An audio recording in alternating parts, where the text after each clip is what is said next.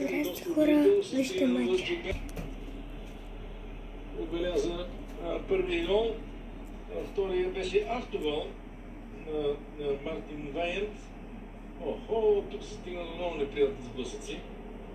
Трябва да удържат добре Винисиус от щаба на Реал Мадрид, да не влезе на терена. Третото попадение. Третото попадение беше дълго на Родриго. Един матч, който почти мина без картони. Два картона, ако не се лъжа. Не знам защо така изпуснаха нервите си, избухнаха двата отбора. Анчелоти се разправяше с Мафео. Той винаги е готов за битка. Той си го казва, че ако има възможност за 10 секунди ще нокаутира Винисиус. Слава Богу, такова нещо днес не се случи.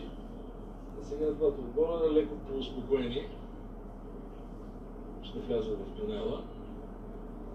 Само какво нещо се сбият? Зависимо с кого разговаря. Уважаеми зрители, това е положението. 3-0 за Реал Мадрид.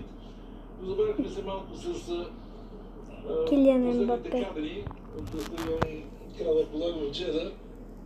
Ще гледате сега, сигурен съм, нашето коментарно студио.